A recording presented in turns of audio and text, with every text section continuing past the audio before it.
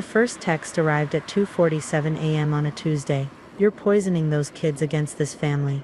I won't let it continue. I stared at my phone in the darkness of my bedroom. My 8-year-old daughter asleep down the hall, my 6-year-old son in the room next to hers. My Uncle David had always been controlling, but this felt different, darker. I didn't respond. Instead, I took a screenshot and created a new folder on my phone. Evidence. By morning there were 6 more messages. Your mother agrees with me. Those children need proper guidance. We've discussed options. Legal options. Don't think your little divorce gives you all the power here. Family court favors stability. We can provide that. Answer me. Your silence is proof you know I'm right. I fed my kids breakfast, packed their lunches, and drove them to school. My hands were steady on the wheel. My voice was calm when I kissed them goodbye. But my mind was cataloging everything: timestamps, exact wording, implied threats. That evening my mother called. David says you're ignoring him. I saw his messages, I said. He's just worried about the kids. We all are. Since the divorce you've been so. She paused, searching for the word. Isolated. I'm fine, Mom. That's exactly what someone who isn't fine would say. Her voice took on that familiar edge. David thinks the children should spend more time with family. Real family support. They see you every other weekend. That's not enough. David's talked to some people. He knows a family lawyer who. I hung up. 3 more texts arrived within the hour. Your mother is very upset. Hanging up on family shows exactly why we're concerned. The children deserve better than this instability. I screenshot each one. The folder now had 15 images. Wednesday brought a family group chat I hadn't been part of creating. My mother, David, my Aunt Patricia, and my cousin Jennifer. David had added me with a message. We need an intervention. Sarah's parenting choices are affecting everyone. My Aunt Patricia, those poor babies. They looked so thin at the last gathering. My cousin Jennifer. I've been worried too. She seems so stressed. My mother. We're family. We have to act. I watched the messages pile up. They discussed my finances. How could I afford the kids' activities? My work schedule always at the office. My dating life.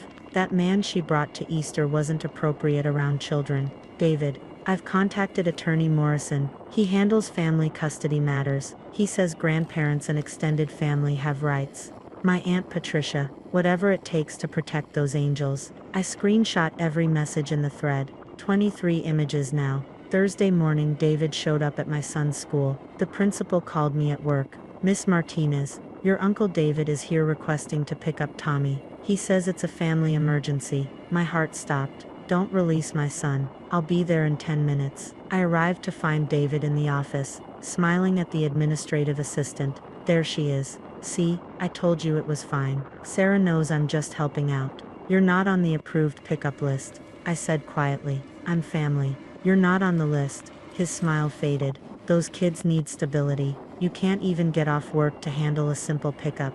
There is no emergency. I turned to the principal. Please note this incident. He is not authorized for my children. Ever. David's face reddened. You're going to regret this. I filed a report with the school. Got it in writing. Added it to my evidence folder. That night the messages escalated. You embarrassed me in front of school staff.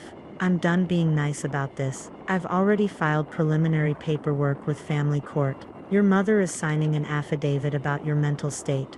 Patricia is documenting the children's neglect. Jennifer has photos from the last gathering. Bruises on Tommy's arm. My son had fallen off his bike 2 weeks ago. The bruise was from that. We have evidence. Testimony. Documentation. You're going to lose them. And you'll have no one to blame but yourself. Answer these messages or it shows parental alienation. I'll make sure you never see them again. I sat on my bedroom floor and screenshot every single message. My hands didn't shake. My breathing stayed even. Then I opened my laptop and did what I'd been avoiding for 3 days. I sent an email to someone I'd hoped never to contact professionally. Judge Williams. I'm sorry to reach out like this. We worked together on the Juvenile Justice Reform Committee 5 years ago. I need guidance on a family matter that's escalating. I have documentation. I attached the screenshot folder. 43 images. His response came within an hour. Sarah, this is serious. I'm forwarding to Judge Brennan, in family court, and copying Director Murphy at CPS. Someone will contact you tomorrow.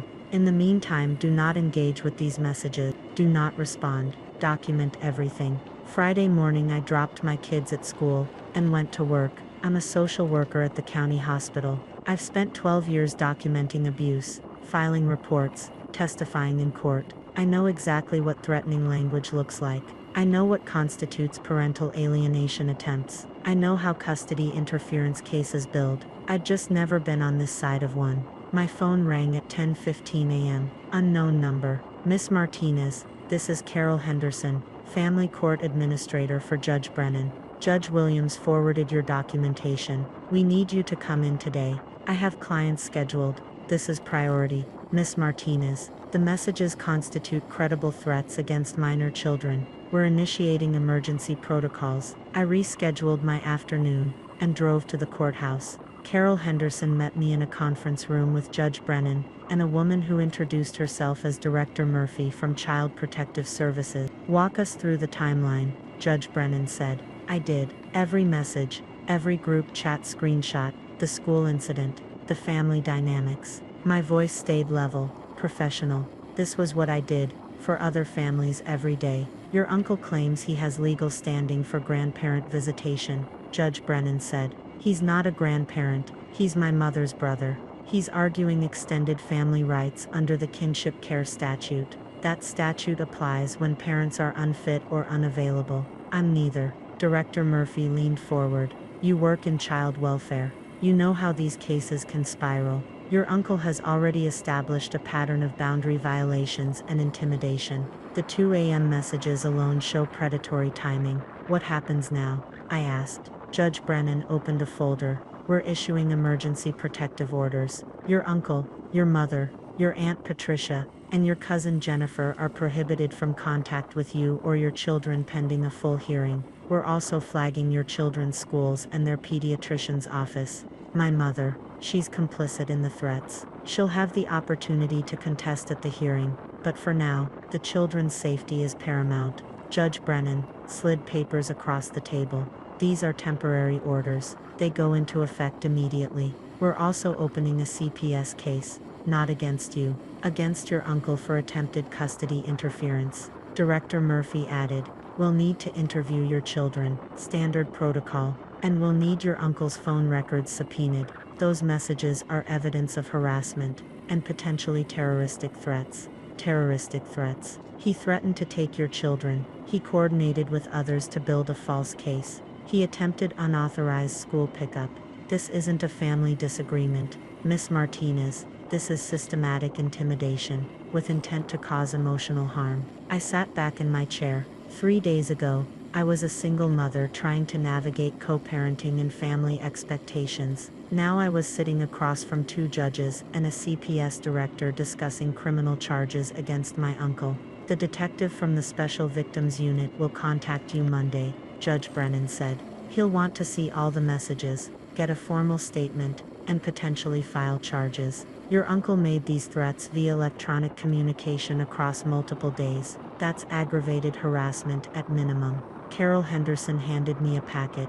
These are your copies of the protective orders. Officers will serve your uncle this afternoon. Your mother, aunt and cousin will be served by tonight. If any of them contact you, any method, phone, email, social media, through third parties, you call this number immediately. She circled a direct line. It comes straight to this office. I drove back to work in silence. My phone buzzed constantly. The family group chat was exploding. I didn't open it. More screenshots for the folder. At 3 p.m., I picked up my kids from school. They chattered about their day, oblivious. My daughter had aced her spelling test. My son had learned a new song in music class. Can we call Grandma tonight? My daughter asked. Not tonight, sweetie, Uncle David said. He was taking us to the zoo this weekend. My hands tightened on the steering wheel. When did he say that?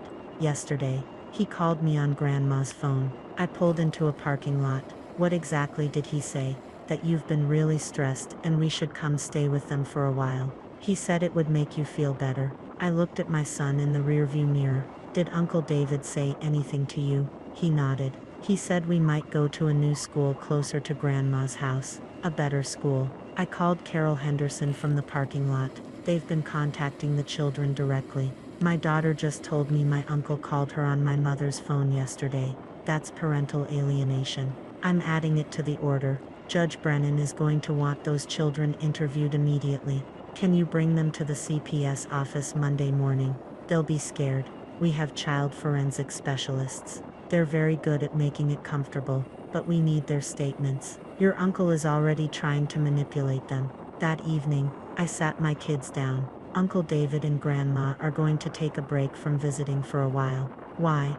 My daughter's eyes filled with tears. Because they need to understand some boundaries. Families are supposed to make each other feel safe. Right now, their behavior isn't making mommy feel safe. Did we do something wrong? My son asked. No, baby, you did nothing wrong. This is grown-up stuff that mommy's handling. My phone buzzed, a text from an unknown number. You've destroyed this family. Those kids will hate you for this.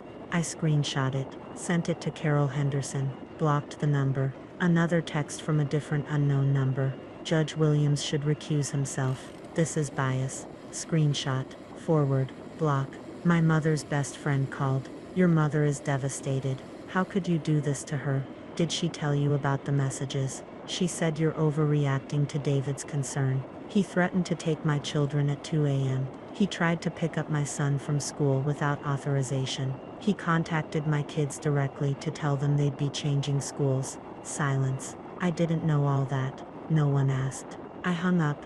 Monday morning, I took my kids to the CPS office. A kind woman named Dr. Simmons interviewed them separately in a room with toys and colored pencils. 45 minutes later, she emerged. Your son confirmed your uncle, told him he'd be living with Grandma soon. Your daughter confirmed multiple phone calls she didn't tell you about, because Uncle David said it would upset mommy. That's textbook manipulation. Detective Morrison from SVU arrived at noon. He was in his 50s, with tired eyes and a gentle voice. Miss Martinez, I've reviewed everything. The messages, the school incident report, the children's statements. We're filing charges, harassment, attempted custodial interference, and child endangerment through emotional abuse. Will he go to jail? He'll be arrested. Then there's arraignment, bail, trial. But yes, given the pattern, and the violation of protective orders by contacting your kids through your mother, he's looking at serious consequences. My phone buzzed. Carol Henderson, your uncle was just served. He tore up the papers in front of the officer. They arrested him for assault on a process server. He's being booked now. I read the message twice. My Uncle David, who'd terrified me for 4 days, who'd threatened my children, who'd recruited my own mother against me, had just assaulted a court officer. Detective Morrison looked at his phone. Well, that makes my job easier. Assault on a process server while violating protective orders. Judge is not going to be sympathetic. That evening, my kids asked again about Grandma. Soon, I said, but some things have to get sorted out first. Is Uncle David in trouble? My daughter asked. I thought about lying, making it easier, but I'd built my career on truth. Yes, he made some bad choices, and now he has to face the consequences. Like when I hit Tommy and had to apologize. Similar, but bigger. Adult consequences. She thought about that. Okay. The hearing was set for 3 weeks out. Judge Brennan extended the protective orders. My mother hired a lawyer trying to get hers lifted. My Aunt Patricia sent a letter claiming I was being vindictive. My cousin Jennifer posted on Facebook that I was destroying the family over nothing. I screenshot that too. Detective Morrison called with updates. My uncle's phone records showed he'd been planning this for weeks. He'd contacted 3 different family lawyers asking about custody interference strategies. He'd researched how to file emergency custody petitions. He'd created a file on me, photos taken without my knowledge, a timeline of my work schedule, notes about my dating life. It's obsessive, Detective Morrison said. Your uncle wasn't just concerned, he was planning to take your children. The trial date was set for 6 months out. My uncle refused a plea deal. He wanted his day in court. Fine. I had 43 screenshots, school incident reports, CPS interviews, and testimony from 2 judges. I'd spent 12 years documenting cases just like this. I knew exactly how this ended. My daughter made the honor roll. My son scored the winning goal at soccer. We had pizza every Friday, and read books before bed. Life kept moving forward, and every night, I backed up my evidence folder to 3 different clouds, just in case. Because I'm not just a mother protecting her children, I'm a social worker who knows exactly how predators operate. And I document everything.